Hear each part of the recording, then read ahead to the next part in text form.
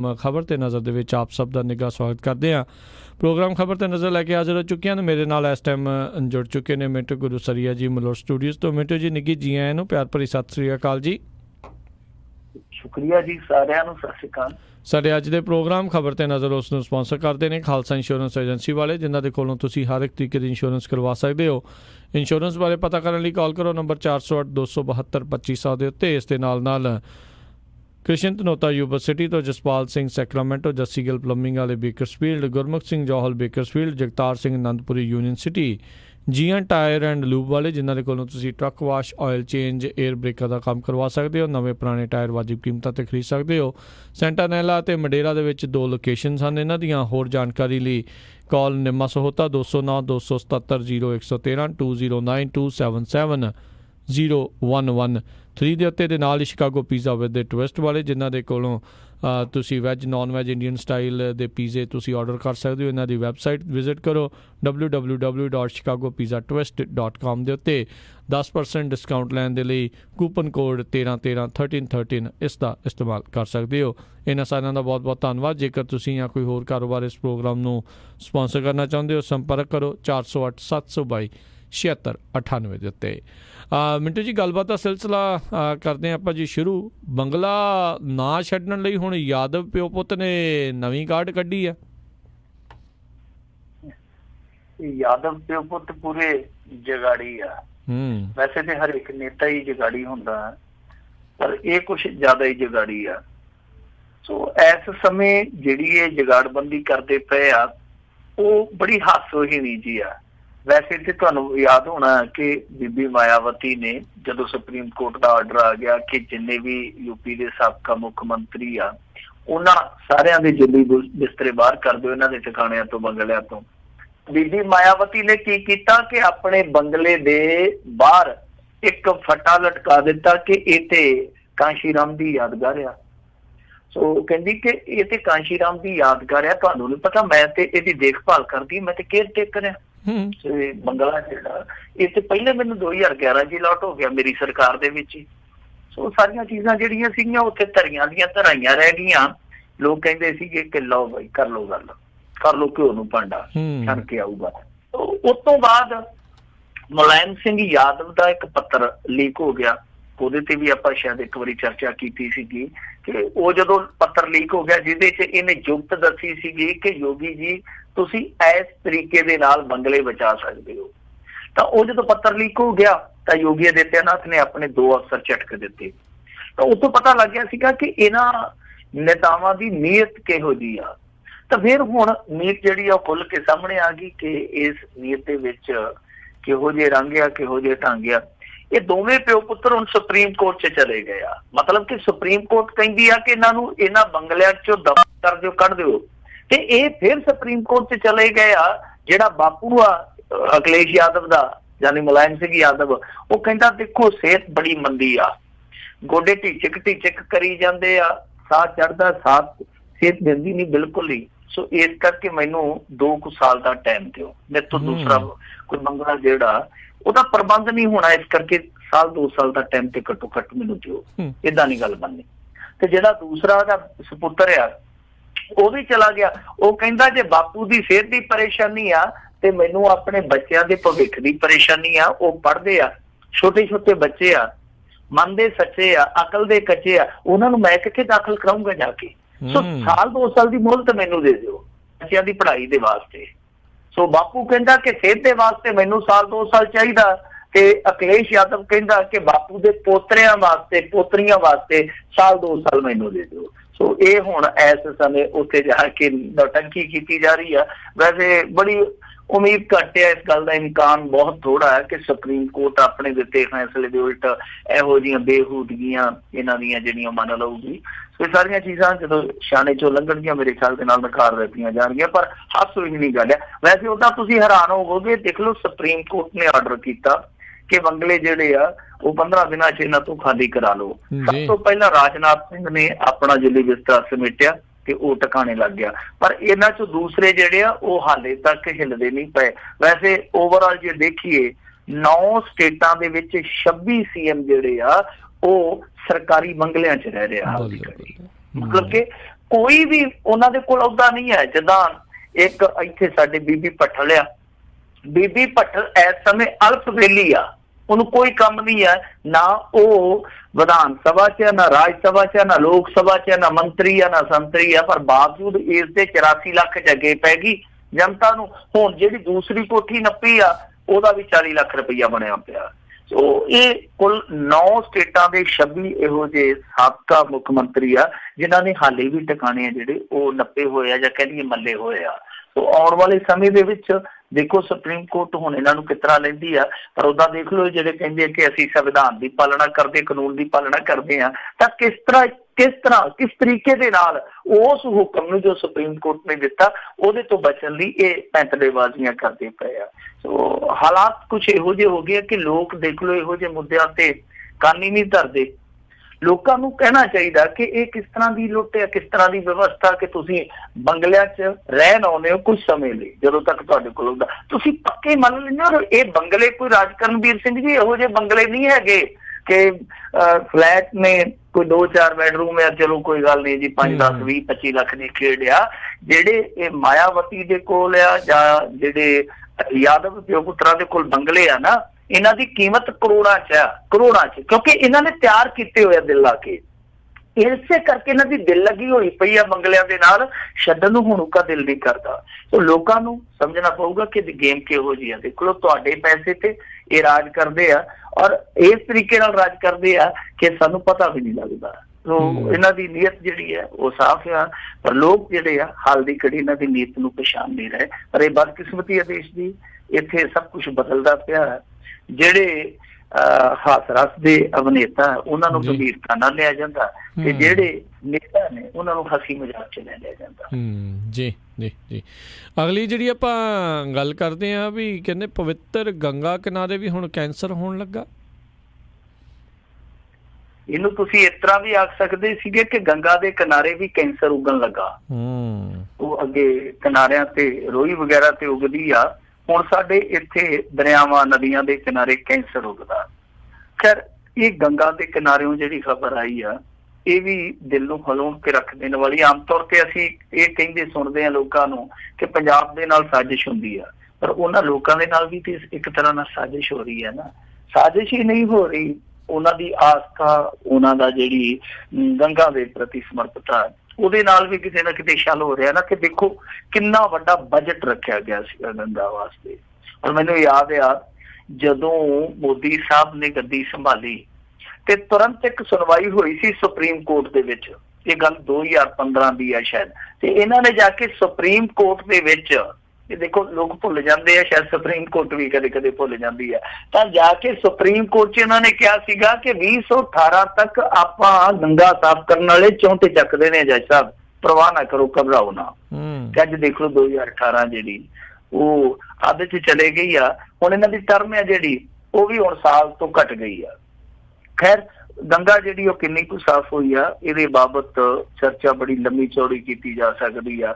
ਆ ਪਿੱਛੇ ਜੇ ਇੱਕ 9ਵੀਂ 'ਚ ਪੜ੍ਹਦੀ ਕੁੜੀ ਨੇ ਇੱਕ RTI ਪਾ ਦਿੱਤੀ, ਆ ਸਾਲ 1.5 ਸਾਲ ਪਹਿਲਾਂ ਦੀ ਗੱਲ ਆ, ਤਾਂ ਉਹਦੇ ਵਿੱਚ ਪ੍ਰਾਈਮ ਮਿਨਿਸਟਰ ਦੇ ਦਫ਼ਤਰ ਨੇ ਯਾਨੀ ਪ੍ਰਧਾਨ ਮੰਤਰੀ ਦੇ ਦਫ਼ਤਰ ਨੇ ਜਿਹੜਾ ਜਵਾਬ ਦਿੱਤਾ ਹੈਰਾਨ ਕਰਨ ਵਾਲਾ ਸੀਗਾ ਕਿ ਪਹਿਲੇ 2 ਸਾਲਾਂ 'ਚ 3700 ਚੋਂ 2900 ਕਰੋੜ ਰੁਪਇਆ ਖਰਚ ਹੋ ਗਿਆ ਗੰਗਾ ਤੇ ਨਤੀਜਾ ਜਿਹੜਾ 0 ਆ, ਬੋਲਣ ਦਾ।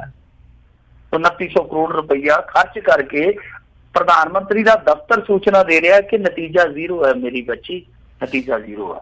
ਖੈਰ ਇਹ ਜਿਹੜਾ ਹੁਣ ਇਹ ਸਾਰਾ ਨਿਕਲਿਆ ਕੈਂਸਰ ਵਾਲਾ ਫੰਡ ਆ, ਇਹਦੇ ਵਿੱਚ ਇੱਕ ਰਿਸਰਚ ਹੋਈ ਆ ਸ਼ਾਇਦ ਇਲਾਹਾਬਾਦ ਦੇ ਰੀਜਨਲ ਕੈਂਸਰ ਇੰਸਟੀਚਿਊਟ ਵੱਲੋਂ ਇਹ ਰਿਸਰਚ ਕੀਤੀ ਗਈ ਆ। ਇਹਨਾਂ ਨੇ ਬੜੀ ਇੱਕ ਭਿਆਨਕ ਤਸਵੀਰ ਪੇਸ਼ ਕੀਤੀ। ਉਹ ਕਹਿੰਦੇ ਆ ਕਿ ਗੰਗਾ ਦੇ ਨਾਲ ਲੱਗਦੇ ਇਲਾਕੇ ਜਿੱਦਾਂ ਕਾਨਪੁਰ, ਇਲਾਹਾਬਾਦ, ਵਾਰਾਣਸੀ, ਮਿਰਜ਼ਾਪੁਰ, ਪਟਨਾ ਦੀ ਇਹਨਾਂ ਇਲਾਕਿਆਂ ਦੇ ਵਿੱਚ ਕੈਂਸਰ ਜਿਹੜਾ ਉਹ ਬੜੀ ਤੇਜ਼ੀ ਨਾਲ ਫੈਲਦਾ ਪਿਆ। ਇਹਦਾ ਕਾਰਨ ਇਹੋ ਹੀ ਆ ਕਿ ਜਿਹੜੇ ਪਾਣੀ ਹੈ ਧਰਤੀ ਹੇਠਲੇ ਪਾਣੀ ਜੋ ਇਸਤੇਮਾਲ ਕੀਤੇ ਜਾਂਦੇ ਆ, ਉਹਨਾਂ ਪਾਣੀਆਂ ਦੇ ਵਿੱਚ ਬਹੁਤ ਸਾਰੇ ਜ਼ਹਿਰ, ਕੀਟਨਾਸ਼ਕ ਔਰ ਹੋਰ ਰਸਾਇਣ ਜਿਹੜੇ ਉਹ ਘੁਲ ਚੁੱਕੇ ਆ। ਤਾਂ ਜਦੋਂ ਉਹ ਵਰਤੋਂ 'ਚ ਆਉਂਦੇ ਆ ਲੋਕ ਬੜੀ ਤੇਜ਼ੀ ਦੇ ਨਾਲ ਪਿੱਤੇ ਦੀ ਥੈਲੀ ਦਾ ਕੈਂਸਰ ਜਿਹੜਾ ਹੁੰਦਾ ਉਹਦੇ ਸ਼ਿਕਾਰ ਹੋ ਰਹੇ ਆ। ਔਰ ਬਦਕਿਸਮਤੀ ਇਸ ਗੱਲ ਦੀ ਆ, ਉਹ ਕਹਿੰਦੇ ਆ ਕਿ ਲੋਕਾਂ ਨੂੰ ਪਤਾ ਹੀ ਨਹੀਂ ਲੱਗਦਾ। ਪਤਾ ਉਦੋਂ ਲੱਗਦਾ ਜਦੋਂ ਇਹ ਚੌਥੀ ਸਟੇਜ ਤੇ ਯਾਨੀ ਚੌਥੇ ਪੜਾਅ ਤੇ ਪਹੁੰਚ ਜਾਂਦਾ। ਸੋ ਉਦੋਂ ਫਿਰ ਇਹਨਾਂ ਮਰੀਜ਼ਾਂ ਨੂੰ ਜਾਂ ਇਹਨਾਂ ਇਨਸਾਨਾਂ ਨੂੰ ਬਚਾਉਣਾ ਬਹੁਤ ਮੁਸ਼ਕਲ ਹੋ ਗਿਆ। ਤਾਂ ਨਾਲ ਹੀ ਉਹਨਾਂ ਨੇ ਚੇਤਾਵਨੀ ਜਾਰੀ ਕੀਤੀ ਹੈ ਰੀਜਨਲ ਕੈਂਸਰ ਇੰਸਟੀਚਿਊਟ ਵਾਲਿਆਂ ਨੇ ਕਿ ਭਾਈ ਸੰਭਲ ਚੱਲੋ, ਨੰਦ ਲਾਲਾ ਸੰਭਲ ਚੱਲੋ, ਨਹੀਂ ਤੇ ਬਹੁਤ ਮੁਸ਼ਕਲ ਹੋ ਜਾਵੇਗੀ ਤੁਹਾਡੇ ਲਈ। ਤਾਂ ਇੱਥੇ ਬਹੁਤ ਵੱਡੇ ਪੱਧਰ ਤੇ ਕੈਂਸਰ ਮਾਰ ਕਰੂਗਾ, ਤੁਸੀਂ ਸੰਭਲੋ। ਖੈਰ ਹੁਣ ਜਿਨ੍ਹਾਂ ਨੇ ਸੰਭਲਣਾ, ਉਹਨਾਂ ਨੇ ਮੰਤਰਾਲਾ ਬਣਾਇਆ ਹੋਇਆ, ਬਕਾਇਦਾ ਇੱਕ ਮੰਤਰੀ ਨੂੰ ਵਾਗਡੋਰ ਦੀ ਸੌਂਪੀ ਸੀ ਉਮਾ ਭਾਰਤੀ ਨੂੰ, ਫਿਰ ਕੱਖ ਨਹੀਂ ਨਿਕਲਿਆ, ਉਹਨੂੰ ਬਦਲ ਕੇ ਨਿਤਿਨ ਗਡਕਰੀ ਨੂੰ ਲਾ ਦਿੱਤਾ। ਪਰ ਗੰਗਾ ਵਾਲਾ ਜਿਹੜਾ ਪ੍ਰੋਜੈਕਟ ਸੀ ਉਹ ਵਿੱਚ ਹੀ ਰਮਕਦਾ ਪਿਆ, ਇੱਥੋਂ ਤੱਕ ਕਿ ਕੈਗ ਨੇ ਪਿੱਛੇ ਇੱਕ ਰਿਪੋਰਟ ਸਾਨੂੰ ਦਿਖਾਈ ਸੀਗੀ ਆਈਨੇ ਦੇ ਰੂਪ ਦੇ ਵਿੱਚ। ਉਹ ਰਿਪੋਰਟ ਮੇਰੇ ਖਿਆਲ ਦੇ ਨਾਲ ਦਸੰਬਰ 2017 ਚ ਆਈ ਸੀ, ਤੇ ਉਹਨਾਂ ਨੇ ਦੱਸਿਆ ਸੀਗਾ ਕਿ ਇਹਨਾਂ ਨੇ ਤੇ ਜਿਹੜੇ ਫੰਡ ਤੈਅ ਕੀਤੇ ਸੀਗੇ, ਉਦਾਹਰਨ ਦੇ ਤੌਰ ਤੇ ਜਿੱਦਾਂ 2014 ਤੋਂ 17 ਤੱਕ ਜਿਹੜਾ ਇਹ ਫੰਡ ਰੱਖਿਆ ਗਿਆ ਸੀਗਾ ਗੰਗਾ ਸਾਫ਼ ਕਰਨ ਲਈ, ਉਹ ਵੱਖ-ਵੱਖ ਸਾਲਾਂ 'ਚ 8 ਤੋਂ 63% ਤੱਕ ਖਰਚ ਹੀ ਨਹੀਂ ਸੀ ਕੀਤਾ ਗਿਆ। ਮਤਲਬ ਕਿ ਕਿਸੇ ਸਾਲ 8% ਨਹੀਂ ਖਰਚ ਕੀਤਾ ਔਰ ਕਿਸੇ ਸਾਲ 63% ਜਿਹੜਾ ਫੰਡ ਹੈ ਉਹ ਖਰਚ ਹੀ ਨਹੀਂ ਕੀਤਾ। ਇੱਥੋਂ ਤੱਕ ਕਿ ਇੱਕ ਇਹਨਾਂ ਨੇ ਇੱਕ ਵੱਖਰਾ ਫੰਡ ਬਣਾਇਆ ਸੀਗਾ, ਵੈਸੇ ਇਹਦਾ ਨਾਮ ਹੈ ਜਿਹੜਾ national mission for clean Ganga, ਇਹਨੂੰ NMSG ਕਹਿ ਦਿੰਦੇ ਆ।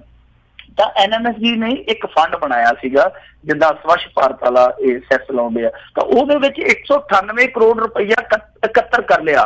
ਕਮਾਲ ਦੀ ਗੱਲ ਹੈ ਕਿ 198 ਕਰੋੜ ਰੁਪਈਆ ਇਕੱਠਾ ਕਰਕੇ ਇਹਨਾਂ ਨੂੰ ਰੋਡ ਮੈਪ ਹੀ ਨਹੀਂ ਲੱਭਾ ਕਿ ਅਸੀਂ ਇਹ ਖਰਚ ਕਿੱਥੇ ਕਰਨਾ। ਗੰਗਾ ਦੇ ਬਹਾਨੇ 198 ਕਰੋੜ ਰੁਪਈਆ ਇਕੱਠਾ ਕੀਤਾ ਗਿਆ, ਤਾਂ ਖਰਚ ਕਰਨ ਦੀ ਵਾਰੀ ਜਦੋਂ ਆਈ ਤਾਂ ਉਦੋਂ ਪਤਾ ਹੀ ਨਹੀਂ ਸੀ ਲੱਗਦਾ ਪਿਆ ਕਿ ਖਰਚ ਕਰਨਾ ਕਿੱਥੇ ਆ। ਸੋ ਇਹੋ ਜਿਹਾ ਆਲਮ ਆ। ਕੈਗ ਨੇ ਤੇ ਇੱਥੋਂ ਤੱਕ ਦੋਸ਼ ਲਾਏ ਸੀਗੇ ਕਿ ਸਾਰਾ ਕੁਛ ਹੈ ਜਿਹੜਾ ਉਹ ਏਦਾਂ ਚੱਲਦਾ ਪਿਆ ਕਿ ਪ੍ਰਚਾਰ ਤੇ ਬਹੁਤ ਜ਼ਿਆਦਾ ਖਰਚ ਕੀਤਾ ਜਾ ਰਿਹਾ ਔਰ ਪ੍ਰਚਾਰ ਦੇ ਵਿੱਚੋਂ ਹੋਰ ਵੀ ਖਰਚੇ ਕੱਢੇ ਜਾ ਰਹੇ ਆ, ਭਾਵ ਜੇਬ ਗਰਮ ਕੀਤੀ ਜਾ ਰਹੀ ਹੈ। ਇੱਥੋਂ ਤੱਕ ਕਹਿ ਦਿੱਤਾ ਗਿਆ ਕਿ ਜਿਹੜੀਆਂ ਆਰਜ਼ੀ ਨਿਯੁਕਤੀਆਂ ਕੀਤੀਆਂ ਜਾ ਰਹੀਆਂ ਨੇ, ਭਾਵ ਇਹ ਆ ਕਿ ਜਿੱਦਾਂ ਠੇਕੇ ਤੇ ਰੱਖਦੇ ਆ ਮੁਲਾਜ਼ਮ ਵਗੈਰਾ ਜੋ ਵੀ ਆ, ਤਾਂ ਉਹਨਾਂ ਦੇ ਵਿੱਚ ਬੇਨੀਮੀਆਂ ਹੋ ਰਹੀਆਂ ਨੇ। ਮਤਲਬ ਕਿ ਨਾ ਸਿਰਫ ਫੰਡ ਜਿਹੜੇ ਆ ਉਹ ਅਣਵਰਤੇ ਪਏ ਆ, ਬਲਕਿ ਜਿਹੜੀਆਂ ਨਿਯੁਕਤੀਆਂ ਕੀਤੀਆਂ ਜਾਂਦੀਆਂ ਉਹਨਾਂ ਦੇ ਵਿੱਚ ਵੀ ਹੇਰਾਫੇਰੀ ਆ। ਸੋ ਗੰਗਾ ਦੇ ਨਾਮ ਤੇ ਸਭ ਕੁਛ ਹੈ ਜਿਹੜਾ ਉਹ ਪੁੱਠਾ ਸਿੱਧਾ ਹੋਣ ਡਿਆ। ਪ੍ਰਧਾਨ ਮੰਤਰੀ ਨੇ ਆਖਿਆ ਸੀਗਾ ਕਿ ਮੁਝੇ ਗੰਗਾ ਮਈਆ ਨੇ ਬੁਲਾਇਆ ਹੈ, ਪਰ ਗੰਗਾ ਮਈਆ ਹੁਣ ਬੁਲਾਉਂਦੀ ਪਈ ਆ ਕਿ ਤੇਰੇ ਕੋਲ ਤੇ ਰਹਿ ਗਏ ਆ ਕੁੱਲ ਮਿਲਾ ਕੇ 8-9 ਮਹੀਨੇ, ਤੇ 8-9 ਮਹੀਨਿਆਂ 'ਚ ਮੇਰੀ ਬਾਂਹ ਫੜ ਲਾ। ਪਰ ਪ੍ਰਧਾਨ ਮੰਤਰੀ ਆ ਕਿ ਉਹ ਜਹਾਜ਼ ਦੀ ਬਾਰੀ ਨਹੀਂ ਛੱਡਦਾ। ਪ੍ਰਚਾਰ ਕਰਨ ਆਉਂਦਾ 4 ਦਿਨ, ਪ੍ਰਚਾਰ ਕਰਕੇ ਫਿਰ ਕਿਸੇ ਸਟੇਟ ਚੋਂ ਨਿਕਲ ਜਾਂਦਾ, ਪਤਾ ਹੀ ਨਹੀਂ ਲੱਗਦਾ। ਲੋਕ ਕਹਿੰਦੇ ਆ ਕਿ ਇਸ ਦੇਸ਼ 'ਚ ਗਿਆ, ਉਹ ਵੜਦਾ ਇੱਕ ਦੇਸ਼ 'ਚ ਆ, ਨਿਕਲ ਦੂਜੇ ਦੇਸ਼ 'ਚੋਂ ਆਉਂਦਾ। ਸੋ ਇਸ ਤਰ੍ਹਾਂ ਦਾ ਸਾਰਾ ਕਾਲਾ ਮਾਲਾ ਹੋਇਆ ਪਿਆ। ਪਰ ਗੰਗਾ ਦੇ ਕਿਨਾਰੇ ਵਸਦੇ ਜਿਹੜੇ ਲੋਕ ਆ ਉਹਨਾਂ ਦੀ ਇਹ ਮੁਸ਼ਕਲ ਜਿਹੜੀ ਦੇਸ਼ ਦੇ ਸਾਹਮਣੇ ਆਈ ਆ, ਮੇਰੇ ਖਿਆਲ ਦੇ ਨਾਲ ਇਹ ਉਸ ਭਿਆਨਕਤਾ ਦੀ ਇੱਕ ਨਵੀਂ ਤਸਵੀਰ ਆ ਜਿਹੜੀ ਭਿਆਨਕਤਾ ਲੁਕੀ ਛਿਪੀ ਰਹਿ ਜਾਂਦੀ ਆ। ਕਦੇ ਪੰਜਾਬ ਤੋਂ ਗੁਜੇ ਰੂਪ 'ਚ ਸਾਹਮਣੇ ਆ ਜਾਂਦੀ ਹੈ, ਕਦੇ ਗੰਗਾ ਦੇ ਕਿਨਾਰੇ ਸਾਹਮਣੇ ਆ ਜਾਂਦੀ ਹੈ। ਪਰ ਇਸ ਭਿਆਨਕਤਾ ਨੂੰ ਜੇ ਅਸੀਂ ਸਮੁੱਚੇ ਪ੍ਰਕਰਮ 'ਚ, ਸਮੁੱਚੇ ਚੌਕਟੇ 'ਚ ਰੱਖ ਕੇ ਦੇਖੀਏ ਤਾਂ ਬਹੁਤ ਭਿਆਨਕ ਤਸਵੀਰ ਹੈ। ਜੀ ਜੀ। ਅਗਲੀ ਜਿਹੜੀ ਗੱਲ ਕਰੀਏ, ਵਿਧਾਇਕ ਨਵਤੇਜ ਚੀਮਾ ਨੂੰ ਮਿਲੀਆਂ ਜਾਨੋਂ ਮਾਰਨ ਦੀਆਂ ਧਮਕੀਆਂ। ਦੇਖੋ, ਇਹ ਧਮਕੀਆਂ ਵਾਲਾ ਕੰਮ ਬੜਾ ਚੱਲਿਆ, ਧਮਕੀ ਪੱਤਰ ਬੜੇ ਲੱਗਦੇ ਪਏ ਇੱਥੇ। ਤੇ ਵੈਸੇ ਧਾਰਮਿਕ ਪੁਰਸ਼ ਵੀ ਧਮਕੀਆਂ ਦੇਈ ਜਾਂਦੇ ਇੱਕ ਦੂਜੇ ਨੂੰ। ਉਹ ਕਹਿੰਦਾ ਮੈਂ ਤੇਰੀਆਂ ਪੱਖੀਆਂ 'ਚੋਂ 6 ਲੰਘਾ ਦੇਣੀਆਂ, ਉਹ ਕਹਿੰਦਾ ਕੋਈ ਗੱਲ ਨਹੀਂ, ਇਹ ਕਰ ਦਿਆਂਗੇ, ਉਹ ਕਰ ਦਿਆਂਗੇ। ਸੋ ਇਕੱਲੇ ਧਾਰਮਿਕ ਪੁਰਸ਼ ਹੀ ਨਹੀਂ, ਇੱਥੇ ਜਿਹੜੇ ਅਧਰਮੀ ਕਹੇ ਜਾ ਸਕਦੇ ਆ, ਜਿਹੜੇ ਗੈਰ ਸਮਾਜੀ ਕਾਰਕੁਨ ਕਹਿ ਸਕਦੇ ਆ ਜਾਂ ਗੈਰ ਸਮਾਜੀ ਐਲੀਮੈਂਟ ਕਹਿ ਸਕਦੇ ਆ, ਉਹ ਵੀ ਧਮਕੀਆਂ ਦੇਈ ਜਾਂਦੇ ਸ਼ਰੇਆਮ। ਕੱਲ ਫਰੀਦਕੋਟ ਜੇਲ੍ਹ ਤੋਂ ਕਿਵੇਂ ਲਾਈਵ ਹੋ ਕੇ ਕੈਪਟਨ ਅਮਰਿੰਦਰ ਸਿੰਘ ਨੂੰ ਸਮਝਾ ਰਿਹਾ ਸੀ, ਜਿਸ ਪਿਆਰ ਸਤਿਕਾਰ ਨਾਲ ਉਹ ਸਮਝਾ ਰਿਹਾ ਸੀਗਾ। ਕਹਿੰਦੀ ਮੈਨੂੰ ਲੱਗਦਾ ਕਿ ਕੈਪਟਨ ਵੀ ਉਹਦੇ ਅਸ਼ਕੇ ਜਾਂਦਾ ਹੋਣਾ। ਉਹ ਕਹਿੰਦਾ ਪੈਸੇ, ਉਹ ਕੈਪਟਨ ਓਏ ਏਦਾਂ ਨਹੀਂ, ਏਦਾਂ ਕਰ ਲਾ, ਜਿਵੇਂ ਕੈਪਟਨ ਅਮਰਿੰਦਰ ਸਿੰਘ ਉਹਦਾ ਨੌਕਰ ਹੋਵੇ। ਕੈਪਟਨ ਓਏ ਤੂੰ ਏਦਾਂ ਨਾ ਕੀਤਾ ਤੇ ਫਿਰ ਤੈਨੂੰ ਸੋਧਾ ਲਾਉਣਾ ਪਊਗਾ। ਖੈਰ ਉਹ ਇੱਕ ਧਮਕੀ ਆਈ। ਉਸ ਤੋਂ ਬਾਅਦ ਅੱਜ ਜਿਹੜੀ ਖਬਰ ਆਈ ਆ, ਇਹਨੇ ਤੇ ਹੈਰਾਨ ਕਰ ਦਿੱਤਾ ਸਾਰਿਆਂ ਨੂੰ ਕਿ ਵਿਧਾਇਕ ਨਵਤੇਜ ਚੀਮਾ ਜਿਹੜਾ ਉਹ ਖੁਦ ਪੁਲਿਸ ਦੇ ਕੋਲ ਗਿਆ ਕਿ ਸੁੱਖਾ ਕਾਹਲਵਾਂ ਗੈਂਗ ਦੇ ਕੁਛ ਗਰੋਹਬਾਜ਼ਾਂ ਨੇ ਮੈਨੂੰ ਸਿੱਧੇ ਰੂਪ ਦੇ ਵਿੱਚ ਧਮਕੀਆਂ ਦਿੱਤੀਆਂ ਟੈਲੀਫੋਨ ਤੇ। ਹੁਣ ਇਹਦੇ ਵਿੱਚ ਇਹ ਮਸਲਾ ਤੇ ਸਾਫ਼ ਹੋ ਗਿਆ ਕਿ ਇਹਨੂੰ ਧਮਕੀ ਪੱਤਰ ਲੱਗਿਆ ਤਾਂ ਹੀ ਇਹ ਪੁਰਖ ਕੇ ਉੱਤੇ ਚਲੇ ਗਿਆ। ਪਰ ਕਮਾਲ ਦੀ ਗੱਲ ਇਹ ਆ ਕਿ ਇਹ ਜਿਹੜੇ ਗੈਂਗਸਟਰ ਜਾਂ ਇਹ ਜਿਹੜੇ ਗਰੋਹਬਾਜ਼ ਜਿਨ੍ਹਾਂ ਦਾ ਇਹ ਜ਼ਿਕਰ ਕਰਦਾ ਪਿਆ, ਉਹ ਇਹਦੇ ਪਿੰਡ ਦੇ ਹੀ ਆ। ਸੋ ਇਸੇ ਦੇ ਪਿੰਡ ਦੇ ਹੀ ਆ। ਤੇ ਕਮਾਲ ਇਸ ਗੱਲ ਦਾ ਵੀ ਆ ਕਿ ਇਹ ਜਿਹੜੇ ਗੈਂਗਸਟਰ ਜਿਨ੍ਹਾਂ ਨੂੰ ਇਹ ਕਹਿ ਰਿਹਾ ਕਿ ਇਹ ਧਮਕਾਉਂਦੇ ਆ ਮੈਨੂੰ, ਉਹ 1 ਤਰੀਕ ਨੂੰ ਦੱਸਦੇ ਆ ਕਿ 1.25 ਘੰਟਾ ਇਹਨਾਂ ਦੇ ਪਿੰਡ ਦੇ ਵਿੱਚ ਰਹੇ ਆ 1 ਤਰੀਕ ਨੂੰ।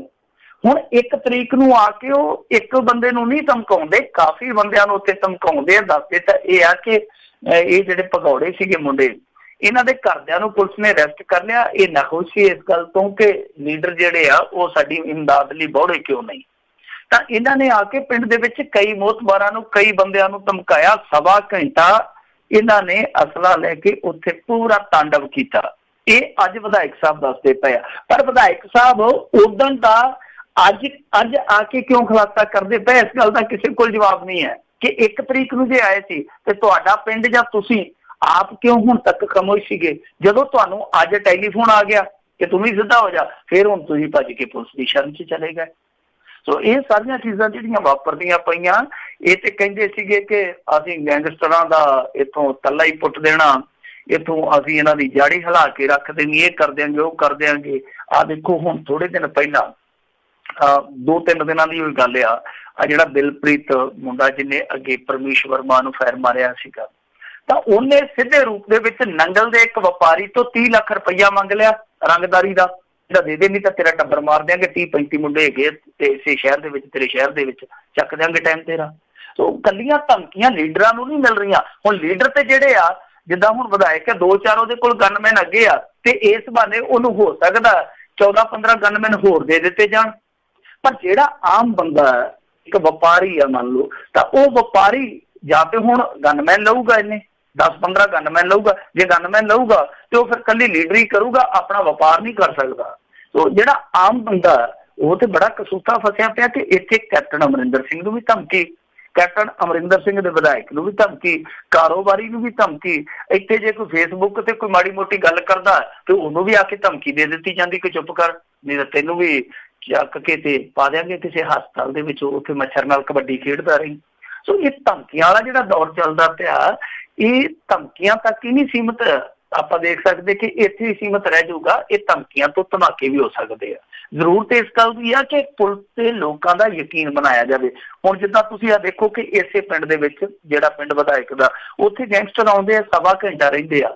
ਤਾਂ ਇਹ ਇੱਕ ਸਵਾਲ ਉੱਠਦਾ ਕਿ ਕੀ ਕਿਸੇ ਪਿੰਡ ਦੇ ਬੰਦੇ ਨੇ, ਕਿਸੇ ਪਿੰਡ ਦੇ ਵਿਅਕਤੀ ਨੇ, ਮੋਹਤਬਾਰ ਨੇ, ਪੰਚਾਇਤ ਮੈਂਬਰ ਨੇ ਜਾਂ ਸਰਪੰਚ ਨੇ ਪੁਲਿਸ ਨੂੰ ਸੂਚਿਤ ਨਹੀਂ ਕੀਤਾ ਉਦੋਂ ਦਾ? ਜੇ ਸੂਚਿਤ ਕੀਤਾ ਤੇ 1.25 ਘੰਟਾ ਆਪ ਵਿਧਾਇਕ ਮੰਨਦਾ ਕਿ 1.25 ਘੰਟਾ ਉਹ ਰਹੇ ਆ, ਤੇ ਫਿਰ ਪੁਲਿਸ ਉੱਥੇ ਗਈ ਕਿਉਂ ਨਹੀਂ? ਜੇ ਪੁਲਿਸ ਨਹੀਂ ਗਈ ਤੇ ਪੁਲਿਸ ਨਾਲ ਦੀ ਫਿਰ ਮੈਂ ਕਹੂੰਗਾ ਕਿ ਨਕੰਮੀ ਫੋਰਸ ਕੋਈ ਨਹੀਂ। ਤੇ ਜੇ ਲੋਕਾਂ ਨੇ ਸੂਚਿਤ ਨਹੀਂ ਕੀਤਾ ਤੇ ਇੱਥੇ ਫਿਰ ਲੋਕ ਨਕੰਮੇ ਨਹੀਂ ਕਹੇ ਜਾ ਸਕਦੇ, ਫਿਰ ਵੀ ਪੁਲਿਸ ਨਕੰਮੀ ਕਹੀ ਜਾ ਸਕਦੀ ਹੈ, ਕਿਉਂਕਿ ਇਹਦਾ ਮਤਲਬ ਇਹ ਆ ਕਿ ਲੋਕਾਂ ਨੂੰ ਸ਼ਾਇਦ ਯਕੀਨ ਨਹੀਂ ਗਾ ਕਿ ਜੇ ਅਸੀਂ ਸੂਚਿਤ ਕਰਾਂਗੇ ਪੁਲਿਸ ਨੂੰ ਤੇ ਪੁਲਿਸ ਟਾਈਮ ਤੇ ਪੱਖਰ ਜਾਊਗੀ, ਪੁਲਿਸ ਟਾਈਮ ਤੇ ਬੋੜ ਪਾਊਗੀ। ਸੋ ਇਹ ਜਿਹੜਾ ਭਰੋਸਾ ਟੁੱਟਿਆ ਪਿਆ, ਲੋਕ ਆਪਣਾ ਯਕੀਨ ਜਿਹੜਾ ਗਵਾ ਬੈਠੇ ਆ। ਸੋ ਇਸ ਯਕੀਨ ਨੂੰ ਦੁਬਾਰਾ ਬਣਾਉਣਾ ਚਾਹੀਦਾ, ਤਾਂ ਹੀ ਠੋਸ ਰੂਪ ਦੇ ਵਿੱਚ ਸੂਚਨਾਵਾਂ ਇਹਨਾਂ ਤੱਕ ਪਹੁੰਚਣਗੀਆਂ, ਜੇਕਰ ਇਹ ਜਲਦੀ ਤੋਂ ਜਲਦੀ ਐਕਸ਼ਨ ਕਰਨਗੇ। ਸੋ ਇਹਨਾਂ ਦਾ ਐਕਸ਼ਨ ਤੇ ਇਹੋ ਜਿਹਾ ਕਿ ਕਿਸੇ ਗੈਂਗਸਟਰ ਨੂੰ ਫੜਦੇ ਆ ਤੇ ਮੁੜ ਕੇ ਗੈਂਗਸਟਰਾਂ ਦੇ ਘਰਦਿਆਂ ਤੋਂ ਹੀ ਪੈਸੇ ਲੈ ਕੇ ਤੇ ਇਹ ਕੇਸ ਜਿਹੜੇ ਆ ਉਹ ਇੱਧਰ ਉੱਧਰ ਕਰ ਜਾਂਦੇ ਆ। ਜੀ ਜੀ ਜੀ। ਅਗਲੀ ਜਿਹੜੀ ਆਪਾਂ ਗੱਲ ਕਰੀਏ, ਇੰਸਪੈਕਟਰ ਪਰਮਿੰਦਰ ਸਿੰਘ ਬਾਜਵਾ ਨੂੰ ਕਹਿੰਦੇ ਮਿਲੀ ਜ਼ਮਾਨਤ। ਪੰਜਾਬੀ ਦਾ ਮੁਹਾਵਰਾ ਨਾ ਕਿ ਮੁੰਡਾ ਮੰਗਿਆ ਤੇ ਚਰਖਾ ਟੰਗਿਆ, ਨਾਲ ਦੀ ਨਾਲ ਹੀ ਇਹਦੀ ਜ਼ਮਾਨਤ ਹੋ ਗਈ। ਕੱਲ ਇਲੈਕਸ਼ਨ ਖਤਮ ਹੋਇਆ, ਅੱਜ ਹੀ ਪਰਮਿੰਦਰ ਸਿੰਘ ਬਾਜਵਾ ਨੂੰ ਜ਼ਮਾਨਤ ਮਿਲ ਗਈ। ਖੈਰ ਦੇਰ ਆਏ ਦਰੁਸਤ ਆਏ, ਆਪਣੇ ਘਰ ਜਾਊਗਾ ਬਾਜਵਾ। ਇਹ ਪਰਮਿੰਦਰ ਸਿੰਘ ਬਾਜਵਾ ਦੀ ਕਹਾਣੀ ਸ਼ਾਇਦ ਪੰਜਾਬ ਦੇ ਬੱਚੇ ਨੂੰ ਵੀ ਪਤਾ ਹੋਊਗੀ ਕਿ ਪਰਮਿੰਦਰ ਸਿੰਘ ਬਾਜਵਾ ਕੌਣ ਆ। ਇੱਕ ਐਸਾ ਥਾਣੇਦਾਰ ਜਿਹਨੇ ਮੁੱਖ ਮੰਤਰੀ ਨੂੰ ਮਜਬੂਰ ਕਰ ਦਿੱਤਾ ਪ੍ਰੈਸ ਕਾਨਫਰੰਸ ਕਰਨ ਲਈ। ਇੱਕ ਐਸਾ ਥਾਣੇਦਾਰ ਜਿਹਨੇ ਪੁਲਿਸ ਫਾਇ ਚੜਾ ਛੱਡੀ ਸੀ। ਇੱਕ ਐਸਾ ਥਾਣੇਦਾਰ ਜਿਹੜਾ ਖੁਦ ਪਰਚਾ ਕਰਕੇ ਖੁਦ ਅੰਦਰ ਚਲੇ ਗਿਆ। ਕਈ ਰਿਕਾਰਡ ਕਾਇਮ ਕੀਤੇ ਇਸ ਥਾਣੇਦਾਰ ਨੇ। ਖੈਰ ਉਸ ਤੋਂ ਬਾਅਦ ਇਹਨੂੰ ਗ੍ਰਿਫਤਾਰ ਕੀਤਾ ਗਿਆ। ਬੜਾ ਨਾਟਕੀ ਢੰਗ ਸੀਗਾ ਜਦੋਂ ਇਹਨੂੰ ਗ੍ਰਿਫਤਾਰ ਕੀਤਾ ਗਿਆ। ਵੈਸੇ ਇਹ ਕਮਾਲ ਦੀ ਗੱਲ ਦੇਖ ਲਓ ਤੁਸੀਂ ਕਿ ਇਹਨੂੰ ਇਸ ਕਰਕੇ ਗ੍ਰਿਫਤਾਰ ਕਰ ਲਿਆ, ਕਹਿੰਦੇ ਕਿ ਤੂੰ ਇੱਕ ਗਾਰਡ ਨੂੰ ਧੱਕਾ ਮਾਰਿਆ। ਤੇ ਜਿਨ੍ਹਾਂ ਲੋਕਾਂ ਨੇ ਸੁਖਪਾਲ ਖਹਿਰਾ ਦੇ ਕਾਫਲੇ ਨੂੰ ਰੋਕ ਕੇ ਪੁਲਿਸ ਨੂੰ ਛਿੱਤਰ ਵਾਹਿਆ, ਉਹਨਾਂ ਨੂੰ ਅੱਜ ਤੱਕ ਅਰੈਸਟ ਨਹੀਂ ਕਰ ਸਕੇ ਕਿ ਉਦੋਂ ਡਿਊਟੀ ਨੂੰ ਹਾਰ ਪਾ ਰਹੇ ਸੀ। ਜੇ ਇਹਨੇ ਡਿਊਟੀ 'ਚ ਵਿਘਨ ਪਾਇਆ ਤੇ ਕੇਸ ਇਹੋ ਹੀ ਦਰਜ ਕੀਤਾ ਗਿਆ ਨਾ ਕਿ ਗਾਰਡ ਨੂੰ ਧੱਕਾ ਮਾਰ ਕੇ ਇਹਨੇ ਉਹਨਾਂ ਦੀ ਡਿਊਟੀ 'ਚ ਵਿਘਨ ਪਾਇਆ। ਤੇ ਜਿਹੜੇ ਉਦੋਂ ਉੱਥੇ ਝਵੀਆਂ ਲੈ ਕੇ ਪੁਲਿਸ ਨੂੰ ਪੈਂਦੇ ਸੀ, ਕਿ ਉਹ ਡਿਊਟੀ ਦੀ ਪੂਜਾ ਕਰਦੇ ਪਏ ਸਨ।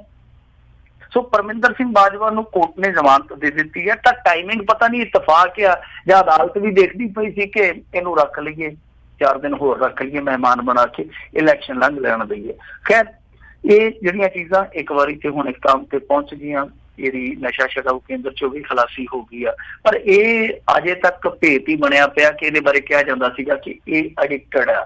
ਸੋ ਡਾਕਟਰਾਂ ਨੇ ਵੀ ਇਹਦੀ ਪੁਸ਼ਟੀ ਨਹੀਂ ਕੀਤੀ ਖੁੱਲੇ ਰੂਪ ਦੇ ਵਿੱਚ ਜਨਤਕ ਤੌਰ ਤੇ ਕਿ ਕੀ ਇਹ ਕੋਈ ਨਸ਼ਾ ਲੈਂਦਾ ਸੀਗਾ। ਸ਼ਰਾਬ ਦੀ ਜਿੱਥੋਂ ਤੱਕ ਗੱਲ ਹੈ ਉਹ ਤੇ ਆਪ ਹੀ ਮੰਨਦਾ ਕਿ ਮੈਂ ਟੈਟ ਹੋਇਆ ਫਿਰਦਾ ਹਾਂ, ਐਸੀ ਗੱਲ ਨਹੀਂ ਹੈ। ਸੋ ਕਈ ਚੀਜ਼ਾਂ ਨੇ ਜਿਹੜੀਆਂ ਭੇਤ ਬਣ ਕੇ ਰਹਿ ਗਈਆਂ। ਬਹਰਹਾਲ ਪਰਮਿੰਦਰ ਸਿੰਘ ਬਾਜਵਾ ਨੂੰ ਜ਼ਮਾਨਤ ਮਿਲ ਗਈ ਆ, ਪਰ ਇਹਦੇ ਵਿੱਚ ਨੋਟ ਕਰਨ ਵਾਲੀ ਗੱਲ ਇਹ ਆ ਕਿ ਅੱਜ ਇਹਦੀ ਰਿਹਾਈ ਨਹੀਂ ਹੋਈ। ਰਿਹਾਈ ਇਹਦੀ ਹੋਊਗੀ ਗੱਲ, ਉਹਦਾ ਕਾਰਨ ਇਹ ਆ ਕਿ ਕਈ ਵਾਰ ਜ਼ਮਾਨਤ ਦਾ ਜਿਹੜਾ ਆਰਡਰ ਹੁੰਦਾ ਉਹ ਹੁੰਦਾ ਲੇਟ, ਤੇ ਅੱਜ ਕੱਲ ਜ਼ਮਾਨਤ ਭਰਨ ਦੀ ਇੱਕ ਪ੍ਰਕਿਰਿਆ ਹੁੰਦੀ ਹੈ, ਜਿੱਦਾਂ ਆਪਾਂ ਬਾਉਂਡ ਭਰਨਾ ਹੁੰਦਾ, ਜਿਹਨੂੰ ਆਪਾਂ ਬੇਲ ਬਾਉਂਡ ਕਹਿ ਦਿੰਦੇ ਹਾਂ। ਤਾਂ ਬਾਉਂਡ ਜਿਹੜਾ ਭਰਨਾ ਹੁੰਦਾ ਉਹਦੇ ਲਈ ਕਈ ਵਾਰ ਫਰਦ ਕਢਾਉਣੀ, ਫਿਰ ਤਹਿਸੀਲਦਾਰ ਤੋਂ ਮੁੱਲ ਪਾਉਣਾ, ਫਿਰ ਜ਼ਮਾਨਤੀਆ, ਸ਼ਨਾਖਤੀਆ, ਇੱਕ ਗਵਾਹ, ਉਹ ਸਾਰੇ ਇਕੱਠੇ ਕਰਕੇ ਅਦਾਲਤ ਚ ਲਿਜਾਣੇ, ਇਹਨਾਂ ਚੀਜ਼ਾਂ ਦੀ ਟਾਈਮ ਚਾਹੀਦਾ। ਸੋ ਇਸ ਕਰਕੇ ਉਮੀਦ ਕੀਤੀ ਜਾ ਰਹੀ ਆ ਕਿ ਕੱਲ ਨੂੰ ਇਹਦੀ ਰਿਹਾਈ ਹੋ ਜੂਗੀ, ਪਰਮਿੰਦਰ ਸਿੰਘ ਬਾਜਵਾ ਘਰੇ ਚੱਲ ਜੂਗਾ। ਵੈਸੇ ਜ਼ਮਾਨਤ ਜਿਹੜੀ ਆ ਨਾ ਉਹ ਵੀ ਇੱਕ ਸਰਕਾਰੀ ਹਥਿਆਰ ਬਣ ਗਿਆ ਕਿਸੇ ਬੰਦੇ ਨੂੰ ਚੁੱਪ ਕਰਾਉਣ ਲਈ। ਤੁਹਾਨੂੰ ਯਾਦ ਹੋਣਾ ਮੋਗੇ ਦੇ ਵਿੱਚ ਇੱਕ NRI ਜੱਜ ਦੇ ਨਾਲ ਝਗੜ ਪਿਆ ਸੀਗਾ, ਉਹਨੂੰ ਦਾਲ ਚੰਗੀ ਪਿਆਈ ਜੱਜ ਸਾਹਿਬ ਨੇ ਜੇਲ੍ਹ ਦੀ, ਔਰ ਜਦੋਂ ਜ਼ਮਾਨਤ ਦਿੱਤੀ ਗਈ ਨਾ ਫਿਰ ਉਹਦਾ ਕੇਸ ਕਿਸੇ ਨੇ ਫੜਿਆ ਹੀ ਨਹੀਂ ਗਾ, ਵਕੀਲ ਵੀ ਛੇਤੀ ਕੀਤੇ ਨਹੀਂ ਸੀ ਲੱਭ ਰਿਹਾ ਉਸ ਕੇਸ ਨੂੰ ਝਗੜਨ ਵਾਸਤੇ। ਤਾਂ ਜਦੋਂ ਉਹਦੀ ਜ਼ਮਾਨਤ ਹੋਈ, ਜ਼ਮਾਨਤ ਦੇ ਵਿੱਚ ਬਕਾਇਦਾ ਸ਼ਰਤ ਮਨਵਾਈ ਗਈ ਕਿ ਭਾਈ NRI ਸਾਹਿਬ ਤੂੰ ਜ਼ਮਾਨਤ ਲੈ ਕੇ ਚੱਲਿਆ ਪਰ ਤੂੰ ਬੋਲੇਗਾ ਨਹੀਂ, ਹੁਣ ਤੂੰ ਮੀਡੀਆ ਦੇ ਵਿੱਚ ਜਾ ਕੇ ਇਸ ਮਾਮਲੇ ਦੇ ਮੁਤਲਕ ਕੋਈ ਸਟੇਟਮੈਂਟ ਨਹੀਂ ਦੇਵੇਗਾ। ਤਾਂ ਇਹ ਜ਼ਮਾਨਤਾਂ ਵੀ ਕਈ ਵਾਰ ਜਿਹੜੀਆਂ ਉਹ ਸ਼ਿੱਕਾ ਬਣ ਜਾਂਦੀਆਂ ਮੂੰਹ ਦੇ ਅੱਗੇ, ਜਿੱਦਾਂ ਬਲਦਾਂ ਦੇ ਅੱਗੇ ਛਿੱਕੂ ਨਹੀਂ ਚੜਾ ਦਿੰਦੇ, ਸਾਡੇ ਇਲਾਕੇ 'ਚ ਛਿੱਕਾ ਕਹਿ ਦਿੰਦੇ ਆ, ਤਾਂ ਉਹ ਛਿੱਕੂ ਚੜਾ ਦਿੱਤਾ ਜਾਂਦਾ ਕਿ ਹੁਣ ਤੂੰ ਚਲੇਗਾ ਨਹੀਂ। ਸੋ ਪਰਮਿੰਦਰ ਸਿੰਘ ਬਾਜਵਾ ਕੀ ਉਸ ਛਿੱਕੂ ਦੇ ਵਿੱਚ ਰਹਿ ਕੇ ਚੁੱਪ ਰਹਿੰਦਾ ਜਾਂ ਫਿਰ ਉਸ ਛਿੱਕੂ ਨੂੰ ਤੋੜ ਕੇ ਫਿਰ ਉਹੋ ਜਿਹੇ ਬਾਗੀ ਤੇਵਰ ਦਿਖਾਉਂਦਾ ਜਿਨ੍ਹਾਂ ਬਾਗੀ ਤੇਵਰਾਂ ਨੇ ਪਰਮਿੰਦਰ ਬਾਜਵਾ ਜਿਹੜਾ ਦੂਰ ਦੂਰ ਆਸਟ੍ਰੇਲੀਆ, ਅਮਰੀਕਾ, ਕੈਨੇਡਾ ਤੱਕ ਮਸ਼ਹੂਰ ਕਰਤਾ ਸੀ।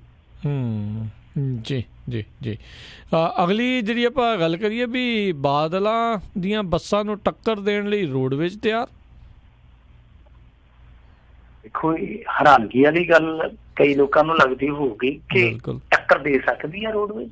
ਖੈਰ ਫਿਰ ਵੀ ਦਿਲ ਕੋ ਬਹਿਲਾਨੇ ਦਾ ਗਾਲਬ ਖਿਆਲ ਅੱਛਾ ਹੈ, ਪਰ ਐਤਕੀ ਉਮੀਦ ਕੀਤੀ ਜਾ ਸਕਦੀ ਹੈ। ਵੈਸੇ ਟੱਕਰ ਤੇ ਇਹਨਾਂ ਨੇ ਦੇ ਦਿੱਤੀ ਸੀਗੀ, ਟੱਕਰ ਮਾਰੇ ਗਏ ਅੱਗੋਂ, ਟੱਕਰ ਤੇ ਇਹਨਾਂ ਨੇ ਦੇ ਦਿੱਤੀ ਸੀ ਜਦੋਂ ਸ਼ੁਰੂ ਦੇ ਵਿੱਚ ਆਏ ਆ ਤਾਂ ਵਿਜੀਲੈਂਸ ਨੇ ਪਰਮਿਟ ਚੈੱਕ ਕਰਨੇ ਸ਼ੁਰੂ ਕਰ ਦਿੱਤੇ ਸੀਗੇ, ਤਾਂ ਉਦੋਂ ਉਹ ਦੱਸਦੇ ਆ ਕਿ ਆਮਦਨ ਇਹਨਾਂ ਦੀ ਇੱਕ ਦਿਨ ਦੀ 35 ਤੋਂ 40 ਲੱਖ ਰੁਪਈਆ ਵੱਧ ਗਈ ਸੀ। ਇਹ ਬਕਾਇਦਾ ਰੋਡਵੇਜ਼ ਦੇ ਜਿਹੜੇ ਮੁਲਾਜ਼ਮ ਹੈ ਉਹਨਾਂ ਨੇ ਪ੍ਰੈਸ ਕਾਨਫਰੰਸ ਕਰਕੇ ਦਾਅਵਾ ਕੀਤਾ ਸੀ ਜਲੰਧਰ ਦੇ ਵਿੱਚ ਕਿ ਜੇ ਉਹ ਚੈਕਿੰਗ ਨਿਰੰਤਰ ਇਸੇ ਤਰੀਕੇ ਨਾਲ ਚੱਲਦੀ ਰਹਿੰਦੀ ਤੇ ਸਾਡੀ ਜਿਹੜੀ ਰੋਡਵੇਜ਼ ਆ ਉਹ ਕੱਚਿਓਂ ਪੱਕੇ ਚੜ ਜਾਣੀ ਸੀਗੀ।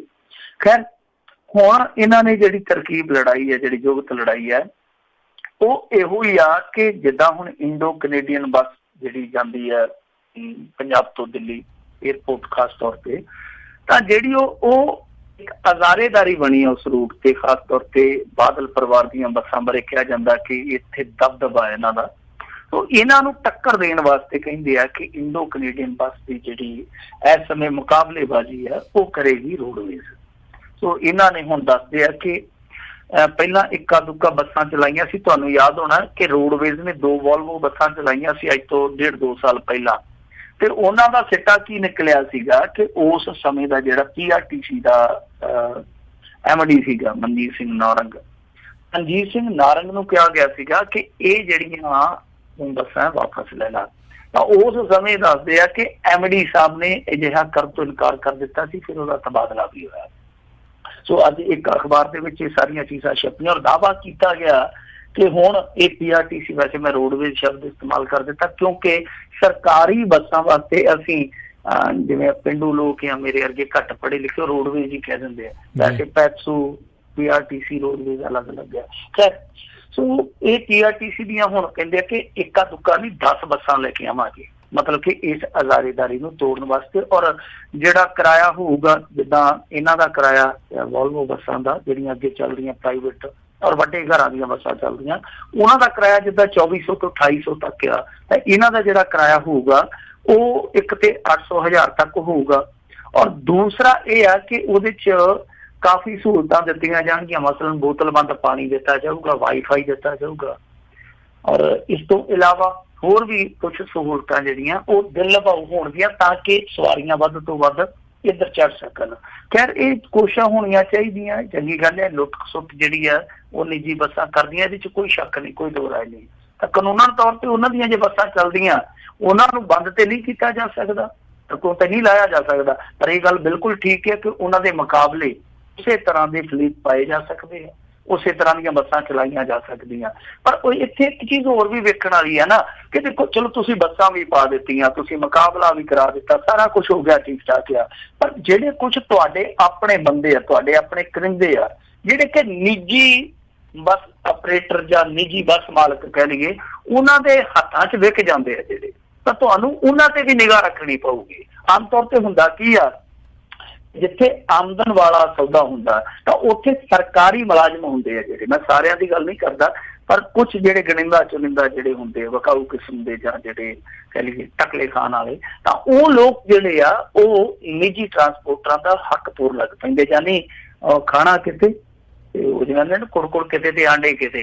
ਤਾਂ ਉਹੀ ਹਾਲ ਹੁੰਦਾ ਕਿ ਤਨਖਾਹ ਕਿਤੋਂ ਲੈਣੀ ਆ ਪਰ ਰਿਸ਼ਵਤ ਕਿਤੋਂ ਲੈ ਕੇ ਉੱਥੇ ਹੱਕ ਕਿਸੇ ਦੇ ਪੂਰ ਨੇ। ਸੋ ਠੀਕ ਆ ਕਿ ਇਹਨਾਂ ਨੂੰ ਚਾਹੀਦਾ ਇੱਦਾਂ ਦਾ, ਖਾਸ ਤੌਰ ਤੇ ਜਿਹੜੇ ਬਾਹਰੋਂ ਆਉਂਦੇ ਆ ਪੰਜਾਬੀ ਉਹ ਕਾਫੀ ਸਹੂਲਤ ਮਹਿਸੂਸ ਕਰਨਗੇ। ਪਰ ਦੂਜੀ ਚੀਜ਼ ਇਹ ਆ ਕਿ ਖਿਆਲ ਇਸ ਗੱਲ ਦਾ ਰੱਖਣਾ ਪਊਗਾ ਕਿ ਜਿਹੜੇ ਇਹਨਾਂ ਦੇ ਆਪਣੇ ਬੰਦੇ ਆ ਉਹ ਇਹੋ ਜਿਹੀਆਂ ਕੋਸ਼ਿਸ਼ਾਂ ਨੂੰ ਨਾਕਾਮ ਨਾ ਕਰਨ। ਵੈਸੇ ਨਾਰੰਗ ਸਾਹਿਬ ਹੈ ਜਿਹੜੇ ਉਹ ਕਾਫੀ ਇਸ ਮਾਮਲੇ 'ਚ ਸਟ੍ਰਿਕਟ ਆ, ਪਰ ਦੇਖਦੇ ਆ ਕਿ ਇਹ ਕੋਸ਼ਿਸ਼ ਜਿਹੜੀ ਆ ਉਹ ਸਫਲ ਹੁੰਦੀ ਹੈ ਜਾਂ ਫਿਰ ਹਵਾ ਹਵਾਈ ਹੈ, ਕਿਉਂਕਿ ਅੱਗੇ ਜਿਹਨਾਂ ਦੇ ਨਾਲ ਟੱਕਰ ਆ ਉਹ ਵੀ ਉਹ ਜਿਵੇਂ ਜਸਵੰਤ ਕਮਲ ਨੇ ਇੱਕ ਵਾਰੀ ਕਿਹਾ ਸੀਗਾ ਨਾ ਕਿ ਉੱਠ ਨਹੀਂ ਉੱਠ ਭਾਬੀਏ ਖੈਰ ਕੱਤੀ ਵਾਹ ਪੈ ਗਿਆ ਨਾਲ ਕਪੱਤਿਆਂ ਦੇ।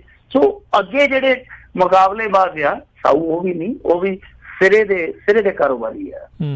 ਜੀ ਅਗਲੀ ਆਪਾਂ ਗੱਲ ਕਰੀਏ, ਕਹਿੰਦੇ ਜਿਹੜਾ ਮਸ਼ਹੂਰ ਭਜਨ ਗਾਇਕ ਨਰਿੰਦਰ ਚੰਚਲ ਉਹਦੇ ਘਰੇ ਰੇਡ ਪਈ। ਇਹ ਤੇ ਕਹਿੰਦਾ ਹੋਣਾ ਕਿ ਚਲੋ ਬੁਲਾਵਾ ਆਇਆ ਹੈ, ਇਨਕਮ ਟੈਕਸ ਨੇ ਬੁਲਾਇਆ ਹੈ। ਸੋ ਜਿਵੇਂ ਕਿ ਗਾਈ ਸੀਗੀ ਨਾ ਕਿ ਚਲੋ ਬੁਲਾਵਾ ਆਇਆ ਹੈ, ਮਈਆ ਨੇ ਬੁਲਾਇਆ ਹੈ, ਸੋ ਹੁਣ ਕਹਿ ਸਕਦੇ ਹਾਂ ਕਿ ਇਨਕਮ ਟੈਕਸ ਨੇ ਬੁਲਾਇਆ।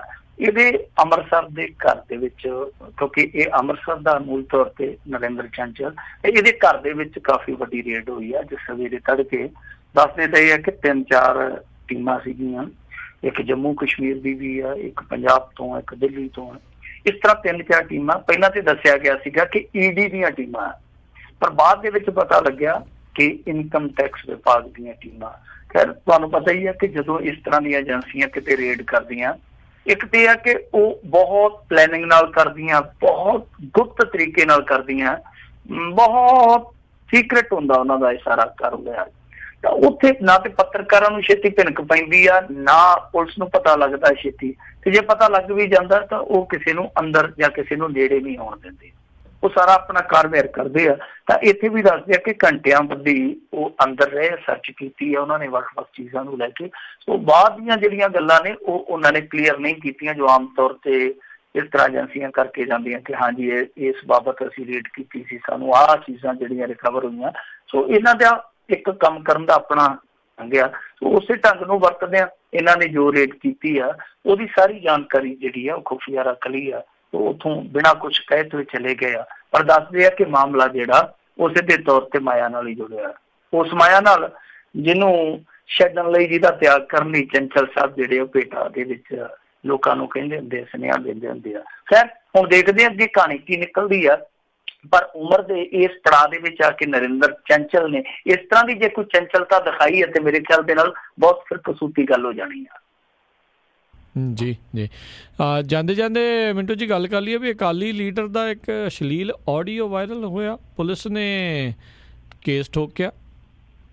ਦੇਖੋ ਟਲਦੇ ਨਹੀਂ, ਉੱਥੇ ਮੁੰਡੇ ਸੋਸ਼ਲ ਮੀਡੀਆ ਤੇ ਬੜਾ ਮਜ਼ਾਕ ਕਰਦੇ ਆ, ਉਹ ਕਹਿੰਦੇ ਆ ਕਿ ਸੁੱਚਾ ਸਿੰਘ ਤੇਰੀ ਸੋਚ ਤੇ ਪਹਿਰਾ ਦਿਆਂਗੇ, ਠੋਕ ਤੇ ਪੂਰੀ ਹੋਈ ਪਈ ਆ ਗੱਲ। ਇਹ ਇਸ ਤਰ੍ਹਾਂ ਦੀਆਂ ਗੱਲਾਂ ਉੱਥੇ ਬਹੁਤ ਕਰਦੇ ਪਏ ਲੋਕ, ਮਜ਼ਾਕ ਉਡਾਉਂਦੇ ਆ, ਪਰ ਇਹਨਾਂ ਦੇ ਬੰਦਿਆਂ ਨੂੰ ਪਤਾ ਨਹੀਂ ਕੀ ਹੋਇਆ। ਉਹ ਪੰਜਾਬੀ ਚਾਹੁੰਦੇ ਨੇ ਧੱਕ ਵੱਜੀ ਆ। ਸੋ ਕੋਈ ਨਾ ਕੋਈ ਹੈ ਜਿਹੜਾ ਉਹ ਇਸ ਮਾਮਲੇ 'ਚ ਫਸ ਹੀ ਜਾਂਦਾ, ਕਮਾਈ ਸ਼ਮਾਈ ਬਾਅਦ ਕੋਈ ਨਾ ਕੋਈ ਇਹੋ ਜਿਹਾ ਚਿੱਠਾ ਜਿਹੜਾ ਉਹਨੇ ਕਰਾਉਂਦਾ। ਇਹ ਜਿਹੜਾ ਕਾਉਂਸਲਰ ਸੀਗਾ ਰਜਿੰਦਰ ਸਿੰਘ ਸਿੱਧੂ, ਇਹ ਉਹੀ ਸ਼ਖਸ ਆ ਜਿਹਨੇ ਸਵਾਂਗ ਰਚਾਇਆ ਸੀ, ਜਿਹੜੀ ਸਾਂਗ ਰਚਾਈ ਸੀਗੀ ਗੁਰੂ ਸਾਹਿਬ ਦੀ ਡੇਰੇਦਾਰ ਨੇ, ਉਸ ਮਾਮਲੇ 'ਚ ਜਿਹਨੇ ਸਭ ਤੋਂ ਪਹਿਲਾਂ ਪਰਚਾ ਦਰਜ ਕਰਾਇਆ ਸੀਗਾ ਡੇਰੇਦਾਰ ਤੇ ਬਠਿੰਡੇ ਦੇ ਵਿੱਚ, ਇਹ ਉਹੀ ਸ਼ਖਸ ਆ ਰਜਿੰਦਰ ਸਿੰਘ। ਤਾਂ ਇਹਦੇ ਬਾਰੇ ਹੁਣ ਜਿਹੜੀਆਂ ਗੱਲਾਂ ਨਿਕਲੀਆਂ ਨੇ ਉਹ ਇਹ ਆ ਕਿ ਇੱਕ ਆਡੀਓ ਘੁੰਮਦੀ ਪਈ ਆ ਸੋਸ਼ਲ ਨੈਟਵਰਕਿੰਗ ਸਾਈਟਸ ਤੇ, ਤਾਂ ਉਹਦੇ ਵਿੱਚ ਇੱਕ ਕੁੜੀ ਦੇ ਨਾਲ ਇਹ ਬੜੇ ਭੱਦੇ ਢੰਗ ਦੇ ਨਾਲ ਗੱਲਬਾਤ ਕਰਦਾ ਪਿਆ। ਜੇ ਇਹਦਾ ਚਿਹਰਾ ਮੋਹਰਾ ਦੇਖੀ, ਕਿਉਂਕਿ ਦੇਖੋ ਆਮ ਕੋਈ ਬੰਦਾ ਹੋਵੇ, ਆਮ ਕਿਸੇ ਸ਼ਖਸ ਦੀ ਕੋਈ ਨਿੱਜੀ ਜ਼ਿੰਦਗੀ ਹੋਵੇ ਤਾਂ ਅਸੀਂ ਕਹਿ ਸਕਦੇ ਕਿ ਠੀਕ ਆ, ਉਹਦੀ ਆਪਣੀ ਪ੍ਰਾਈਵੇਟ ਲਾਈਫ ਆ। ਤਾਂ ਇੱਕ ਤੇ ਇੱਕ ਨੁਮਾਇੰਦਾ ਪਬਲਿਕ ਦਾ, ਔਰ ਦੂਸਰਾ ਧਾਰਮਿਕ ਪੁਰਸ਼। ਸੋ ਸਾਰਾ ਕੁਛ ਜਿਹੜਾ ਉਹ ਇਹਦਾ ਪਹਿਲਾਂ ਤੇ ਪਾਕ ਸਾਫ ਸੀਗਾ, ਪਰ ਇਸ ਆਡੀਓ ਰਿਕਾਰਡਿੰਗ ਨੇ ਬਹੁਤ ਕੁਛ ਜਿਹੜਾ ਉਹ ਦਾਗਦਾਰ ਕਰ ਦਿੱਤਾ। ਬਾਅਦ ਦੇ ਵਿੱਚ ਇਸੇ ਆਡੀਓ ਦੇ ਚੱਲਦਿਆਂ ਹੀ ਪੁਲਿਸ ਨੇ ਮੁਕੱਦਮਾ ਦਰਜ ਕਰਕੇ ਇਹਨੂੰ ਗ੍ਰਿਫਤਾਰ ਕਰ ਲਿਆ। ਇਹਦੇ ਵਿੱਚ ਹੁਣ ਚੱਕਰ ਕੀ ਨਿਕਲਦਾ ਪਿਆ? ਚੱਕਰ ਇਹ ਨਿਕਲਦਾ ਪਿਆ ਕਿ ਇੱਕ ਕੁੜੀ ਮਰੀ ਸੀ ਅੱਜ ਤੋਂ ਕੁਛ ਮਹੀਨੇ ਪਹਿਲਾਂ ਬਠਿੰਡੇ ਦੇ ਜੋਗਰ ਪਾਰਕ ਦੇ ਵਿੱਚ। ਉਸ ਕੁੜੀ ਦਾ ਵਿਆਹ ਹੋਇਆ ਸੀਗਾ ਸੱਜਰਾ। ਤਾਂ ਦੱਸਦੇ ਆ ਕਿ ਇਹੀ ਆਡੀਓ ਉਦੋਂ ਉਹਦੀ ਮੌਤ ਦੀ ਵਜ੍ਹਾ ਬਣੀ, ਕਿਉਂਕਿ ਜਿਹੜੀ ਕੁੜੀ ਆਡੀਓ ਦੇ ਵਿੱਚ ਬੋਲਦੀ ਨਜ਼ਰ ਆਉਂਦੀ ਆ ਜਾਂ ਬੋਲਦੀ ਸੁਣਾਈ ਦਿੰਦੀ ਆ, ਮਾਫ ਕਰਨਾ ਮੈਂ ਨਜ਼ਰ ਕਹਿ ਗਿਆ, ਤਾਂ ਉਹ ਜਿਹੜੀ ਕੁੜੀ ਹੈ ਉਹੀ ਖੁਦਕੁਸ਼ੀ ਕਰਦੀ ਆ ਵਿਆਹ ਤੋਂ ਕੁਛ ਦਿਨ ਬਾਅਦ। ਇਹਦਾ ਮਤਲਬ ਪੁਲਿਸ ਨੇ ਇਹੋ ਕੱਢਿਆ ਕਿ ਖੁਦਕੁਸ਼ੀ ਕਰਨ ਲਈ ਇਸ ਬੰਦੇ ਨੇ ਹੀ ਇਸ ਕੁੜੀ ਨੂੰ ਮਜਬੂਰ ਕੀਤਾ, ਕਿਉਂਕਿ ਸ਼ਾਇਦ ਉਹ ਕੁੜੀ ਇਹਦੇ ਸੰਪਰਕ ਦੇ ਵਿੱਚ ਸੀਗੀ, ਕਿਉਂਕਿ ਉਹਦਾ ਇੱਕ ਚਾਚਾ ਤਾਇਆ ਜਾਂ ਕੋਈ ਹੋਰ ਰਿਸ਼ਤੇਦਾਰ ਹੈ ਜਿਹੜਾ ਉਹ ਵੀ ਕਾਉਂਸਲਰ ਸੀਗਾ। ਸੋ ਉਹਨੇ ਪੁਸ਼ਟੀ ਕਰ ਦਿੱਤੀ ਕਿ ਆਵਾਜ਼ ਵਾਕਈ ਉਸ ਕੁੜੀ ਦੀ ਆਡੀਓ ਦੇ ਵਿੱਚ। ਤਾਂ ਇਹਨੂੰ ਗ੍ਰਿਫਤਾਰ ਕਰ ਲਿਆ। ਹਾਲਾਂਕਿ ਕਹਿੰਦਾ ਜੀ ਕਿ ਮੈਨੂੰ ਕਾਂਗਰਸੀ ਆਪਣੇ ਨਾਲ ਰਲਾਉਣਾ ਚਾਹੁੰਦੇ ਸੀ, ਕਿ ਸ਼ਾਇਦ ਉਹ ਵੀ ਕੋਈ ਇਹੋ ਜਿਹੀ ਕੋਈ ਫਿਲਮ ਇੰਡਸਟਰੀ ਤੋੜਨੀ ਚਾਹੁੰਦੇ ਆ। ਇਹ ਕਹਿੰਦਾ ਜੀ ਕਿ ਮੈਨੂੰ ਆਪਣੇ 'ਚ ਸੱਤਾ ਦਿੰਦੇ ਸੀਗੇ ਕਾਂਗਰਸੀ, ਮੈਂ ਉਹਨਾਂ 'ਚ ਰਲਿਆ ਨੀ ਗਾ, ਉਹਦੀ ਸਜ਼ਾ ਜਿਹੜੀ ਹੈ ਉਹ ਆਪ ਭੁਗਤਣੀ ਪੈ ਰਹੀ ਹੈ ਕਿ ਮੈਨੂੰ ਨਜਾਇਜ਼ ਪਰਚੇ 'ਚ ਫਸਾਇਆ ਜਾ ਰਿਹਾ। ਪਰ ਲੋਕ ਉੱਥੋਂ ਦੇ ਆ ਜਿਹੜੇ ਉਹ ਤਰ੍ਹਾਂ ਦੀਆਂ ਗੱਲਾਂ ਕਰਦੇ ਆ। ਸੋ ਇਸ ਕੇਸ ਦੇ ਵਿੱਚ ਰਜਿੰਦਰ ਸਿੰਘ ਸਿੱਧੂ ਆ ਜਿਹੜਾ ਬੁਰੀ ਤਰ੍ਹਾਂ ਉਲਝ ਗਿਆ। ਪਰ ਜਿਹੜਾ ਉਹ ਕੇਸ ਸੀਗਾ, ਜਿਹੜੀ ਸਾਂਗ ਰਚਾਈ ਸੀਗੀ ਡੇਰੇਦਾਰ ਨੇ, ਤਾਂ ਉਸ ਮਾਮਲੇ ਦੇ ਵਿੱਚ ਵੀ ਬਹੁਤ ਕੁਛ ਦਿਲਚਸਪ ਆ, ਕਿਉਂਕਿ ਇਸ ਬੰਦੇ ਨੇ ਪਹਿਲਾ ਮਾਮਲਾ ਦਰਜ ਕਰਾਇਆ, ਬਾਅਦ ਦੇ ਵਿੱਚ ਉਹ ਮਾਮਲਾ ਖਾਰਜ ਹੋ ਗਿਆ। ਬਾਅਦ ਦੇ ਵਿੱਚ ਇਸੇ ਬੰਦੇ ਨੇ ਦਾਅਵਾ ਕਰ ਦਿੱਤਾ ਸੀਗਾ ਕਿ ਜੀ ਉਹ ਜਿਹੜੀ ਕੈਂਸਲੇਸ਼ਨ ਵਾਲੀ ਰਿਪੋਰਟ ਬਣਾਈ ਆ ਉਹ ਮੈਨੂੰ ਦਬਾਅ ਹੇਠ ਲੈ ਕੇ ਬਣਾਈ ਆ। ਸੋ ਕਈ ਚੀਜ਼ਾਂ ਜਿਹੜੀਆਂ ਉਹ ਇਹਦੇ ਨਾਲ ਜੁੜੀਆਂ, ਪਰ ਆਹ ਜਿਹੜੀ ਚੀਜ਼ ਜੁੜੀ ਆ ਇਹ ਮੇਰੇ ਖਿਆਲ ਦੇ ਨਾਲ ਇਹਦੀ ਜ਼ਾਤੀ ਜ਼ਿੰਦਗੀ 'ਚ ਵੀ ਕਾਫੀ ਉਥਲ ਪੁਥਲ ਮਚਾਏਗੀ। ਜੀ ਤੇ ਬਹੁਤ ਬਹੁਤ ਧੰਨਵਾਦ ਕਰਦੇ ਹਾਂ ਮਿੰਟੂ ਜੀ ਤੁਹਾਡਾ, ਤੁਸੀਂ ਸਾਡੇ ਨਾਲ ਜੁੜੇ, ਇਹਨਾਂ ਖਬਰਾਂ ਬਾਰੇ ਸਾਨੂੰ ਜਾਣਕਾਰੀ ਦਿੱਤੀਆਂ। ਅਗਲੀ ਵਾਰ ਤੱਕ ਲਈ ਬੜੀ ਮਿਹਰਬਾਨੀ, ਪਿਆਰ ਭਰੀ ਸਤਿ ਸ਼੍ਰੀ ਅਕਾਲ ਜੀ। ਸਤਿ ਸ਼੍ਰੀ ਅਕਾਲ। ਤੇ ਸਰੋਤਿਓ, ਇੱਥੇ ਹੀ ਅੱਜ ਦਾ ਪ੍ਰੋਗਰਾਮ ਸਮਾਪਤ ਹੈ। ਮਿਲਾਂਗੇ ਤੁਹਾਨੂੰ ਸਾਰਿਆਂ ਨੂੰ ਅਗਲੀ ਵਾਰ। ਉਦੋਂ ਤੱਕ ਲਈ ਮੇਰੇ ਰਾਜਕਰਮਵੀਰ ਸਿੰਘ ਵੱਲੋਂ ਵੀ ਤੁਹਾਨੂੰ ਸਾਰਿਆਂ ਨੂੰ ਬਹੁਤ ਪਿਆਰ, ਸਤਿਕਾਰ, ਸੈਨਿਕੀ ਜਿਹੀ ਸਤਿ ਸ਼੍ਰੀ ਅਕਾਲ। ਜਿੰਨੇ ਵਾਸਤੇ ਰਹੋ, ਹੱਸਦੇ ਖੇਲਦੇ ਰਹੋ, ਸੁਣਦੇ ਰਹੋ ਪੰਜਾਬੀ ਰੇਡੀਓ USA।